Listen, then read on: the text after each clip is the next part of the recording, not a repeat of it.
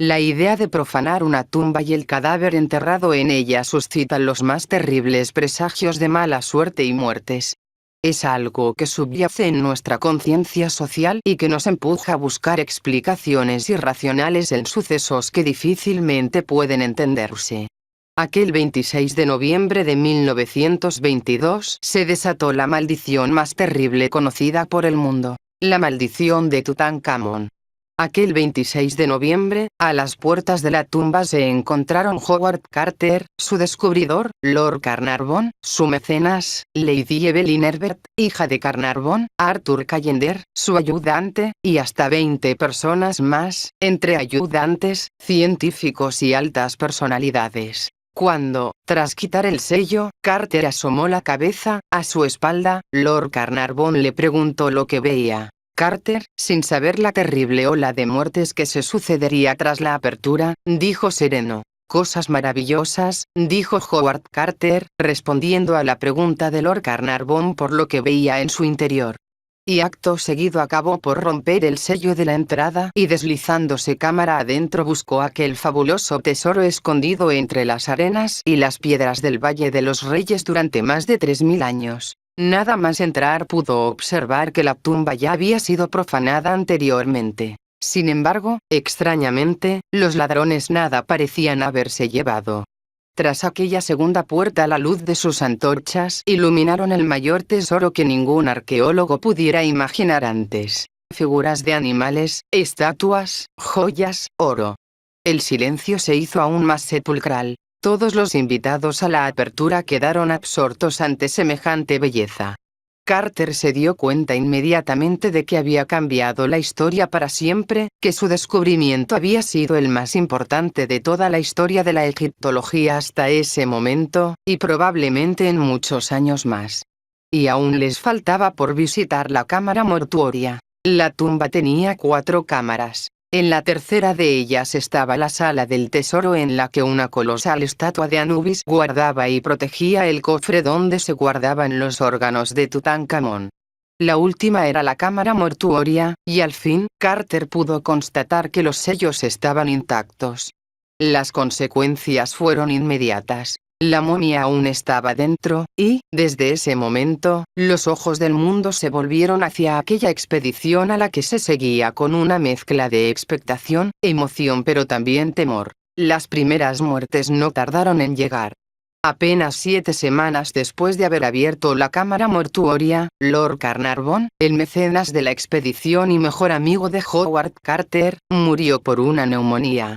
O al menos eso es lo que figura en su certificado de defunción, pues algunos científicos aseguran que fue por una septicemia, producto de una infección en una herida que se hizo y que desembocó en aquella neumonía fatal el 5 de abril de 1923. En un país como Egipto, tan espiritual, donde el hogar eterno es el lugar donde moran los almas de los muertos, aquello fue la primera señal de que una maldición se había lanzado sobre aquel descubrimiento. Máxime cuando, supuestamente, cuentan que aquel mismo día de abril de 1923, las luces de todo el Cairo se apagaron, y el fiel perro de Lord Carnarvon, a miles de kilómetros de distancia, en su Inglaterra natal, cayera muerto en aquel mismo instante en que su amo había muerto. Sin embargo, aquella muerte no había sido la primera. Durante meses Howard Carter había estado excavando toda aquella zona en busca de una misteriosa tumba y de un desconocido faraón que podría estar enterrado por allí. Ansiaba encontrar a Tutankamón, pero hasta entonces la búsqueda había sido en vano. Dicen que cierto día Carter se presentó con un canario, y que cuando le preguntaron, aclaró que era para que le trajera suerte. A los pocos días de estar el canario en el campamento, sus ayudantes lo avisaron de que habían desenterrado lo que parecían unos escalones que bajaban a algún sitio. La habían encontrado. A fin de cuentas, parecía que aquel pájaro sí les había traído suerte. Pues bien, el mismo día en que Carter abrió la cámara mortuoria, una cobra, considerada el animal sagrado asociado a los faraones, atacó al canario y lo mató. Los trabajadores egipcios empezaron a murmurar que era el espíritu de Tutankamón encarnado en aquel animal. 6 meses después de la muerte de Lord Carnarvon, falleció su hermano Aubrey tras ser operado, aparentemente sin importancia. Arthur Mace, el ayudante personal de Carter, murió al poco de una pleuresía. En 1926 lo hizo el egiptólogo francés que había asistido a la apertura, Georges Bendy, al caerse en las escaleras visitando la tumba. Otro de los visitantes diplomático, un príncipe egipcio, murió tiroteado. Un compañero del francés, el egiptólogo egipcio James Breasted, lo hizo de una infección. George J. Gould, norteamericano, se resfrió en la tumba y murió poco después. Richard Bethel, secretario personal de Carter, lo encontraron muerto de un infarto, y poco después, fue su padre, el que se suicidó tirándose por una ventana, y así hasta una veintena de extrañas muertes. ¿La maldición? ¿Pura casualidad? Ha habido tumbas en las que se han encontrado tablillas grabadas con una maldición, costumbre que tenían desde que estas tumbas eran saqueadas, como medio para ahuyentar a los ladrones.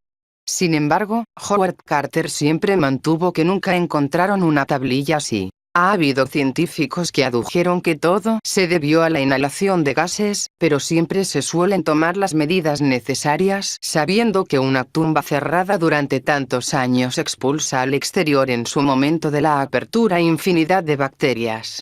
Generalmente, suelen dejar la tumba abierta 2 días, para que se airee, antes de entrar. De todos modos, lo cierto es que no hay nada lógico que induzca a pensar que hay una maldición, y el mejor ejemplo de ellos es Carter, el más implicado, a quien no ocurrió nada. Pero como decíamos en nuestro primer artículo sobre la maldición de Tutankamón, subyace en la mentalidad social que a quienes profanan una tumba, siempre debe sucederles algo.